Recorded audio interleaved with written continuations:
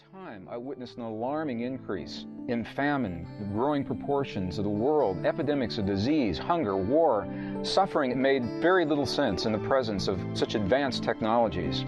My thinking was, if we could build machines that can tell us the temperature on the surface of a distant world, detect tanks and weapons in the jungles of foreign countries, then certainly we can transport food from point A to point B and feed people whose lives have been destroyed by war and famine and nature. I began a search for a single principle of unity, a catalyst to carry us beyond our differences, the differences responsible for such suffering as we face the greatest challenges of recorded human history. For most of my adult life, I've had a sense that somewhere in the midst of our ancient memory, we were left a clue to help us understand who we are as individuals, who we are as a species, and with that clue, a reason to look beyond the beliefs that may have separated us in the past and lead us into an era of peace, cooperation, hope, and possibility. From ancient temples and tombs, buried underneath centuries of sand and debris, to fragmented texts and monasteries in the mountains of Egypt and the high deserts of Peru, the American desert Southwest, for nearly 2 decades, my search has continued, and it's in these places that the ancients found themselves on a very similar search. Well, it's in these places as well that our ancestors left clues to a lost knowledge for those who would follow in their footsteps. If we have the wisdom to recognize their gifts, and we can find within ourselves the courage to honor the legacy of their search, we may find that the answers to our greatest mysteries are closer than we think. This program is a story of my search for precisely such clues. Through a blend of true life stories, leading-edge science, ancient texts, and direct experience, over the next few hours, together we'll develop the concepts and the applications, the literal instructions for a timeless wisdom that was left to us by those who have laid the foundation of our world today. Through their understanding, we are given new meaning to each moment and every day of our lives. So I invite you to join me on a journey. This is a journey of exploration, discovery, mystery, and insight. It leads us to the powerful wisdom of the ancients and to the knowledge of what they call the most powerful force, the single most powerful force in the universe. It's a force that lives within every one of us. And with that knowledge, we find the empowering message of hope and possibility that lives within us as well today. So I'd like to begin with a story that came to me a number of years ago. And I can't really even remember who it was that shared the story or where it came from. What I do remember is that it moved me so deeply. It brought me to tears the very first time I heard this story. And it also helped me to understand the concept of the field of energy that links all of creation in the traditions of the ancients and the implications of that concept. It's a true story of a young Jewish boy and his father in the 20th century. And as the Jewish boy was coming of age, he began to question the traditions that he had been raised in, and what they meant to him and the validity of those traditions. And his father took the questioning very personally and was offended by the questioning. And the boy said to his father, "I understand I've been raised in these traditions." He said, "but I need to go out into the world and find if these traditions really hold true for me in my life. I have to see these things for myself." And the father said to him, "If you turn your back on the traditions that we have raised you within, and if you turn your back on me, I have no son, you're no longer my son." And the boy said, "I'm sorry, Father, this is what I have to do." And he did, and he left the United States, and he began to tour the world, and he went into Europe just to find out what the world was like and how his teachings would serve him in his interactions with other people.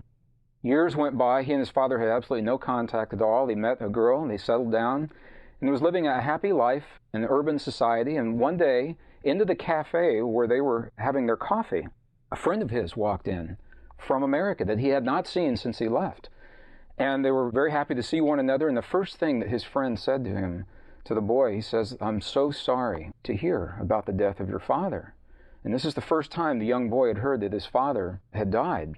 And he immediately came back to the States. And he began speaking to the people in the neighborhood and to their friends and to the family regarding his relationship with his father. And what he discovered very quickly was that his father, in fact, had never forgotten him at all. That his father had spoke of his son incessantly and how proud he was of his son, the strength and the courage that he had to go into the world and find his own way.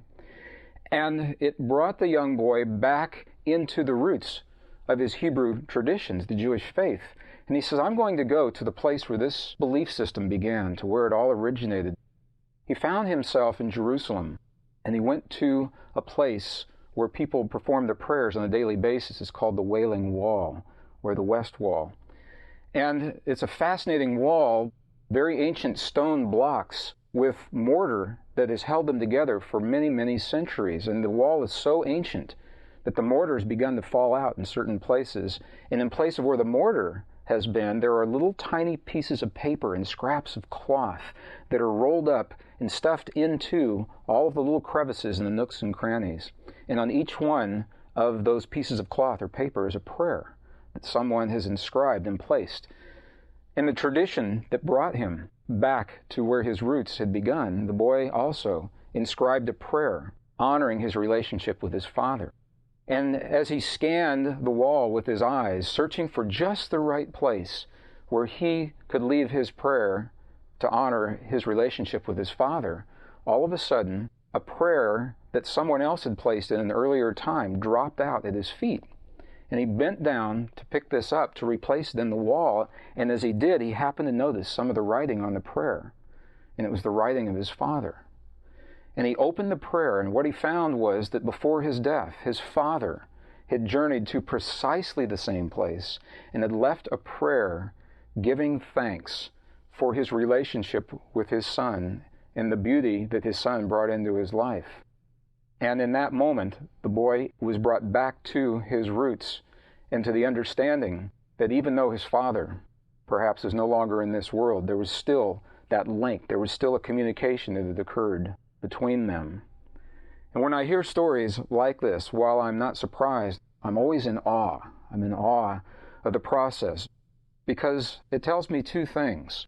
First of all, when I share this story with others, within myself, even though I've shared it many, many times, it creates a feeling in my body. And perhaps you had that feeling as well when you heard me describe how he looked at his father's handwriting and the synchronicity of seeing that on that prayer, a little piece of paper. And in that feeling lives a power. And it's a power that we are only beginning to understand here in the West. It's a power that transcends what we think of in our minds. It is the power of human emotion and human feeling that can only come about from a genuine experience of emotion in our hearts rather than the logic of our minds. So I'm sharing this story now to begin our program, hopefully to share with you, the listener, an idea perhaps of what that feeling is all about. The second reason that this story is so important to me is because for this kind of an event to occur, obviously there had to be some kind of communication between the young boy and his father. On some level, there was a communication there. In our world, in our Western science day, absolutely nothing allows, up until very recently, there's been nothing that allows for that kind of communication. And the question is whether the boy and his father were in the same country or not, or if the father was even in this world or not. Obviously, something happened between the two of them, and the question is, what is the conduit? What was it that was allowing that communication to transcend space and time? And for that boy to be in precisely the same place where his father had been at some time very recently, doing precisely the same ritual that his father had done, what was it that became the conduit for that experience? Well, the answer to that question and the understanding of the quality of feeling that a story like this creates in our bodies leads us into the essence of what our program is all about. Almost universally, ancient texts and traditions and our most cherished history, they tell us in the language of another time that the events of the world around us and the healing and the joy or the sadness within our bodies are directly related, that they're related in ways that in the West we've only begun to understand, on the one hand. Now, on the other hand, within the last years of the 20th century, Western science began to validate precisely such relationships.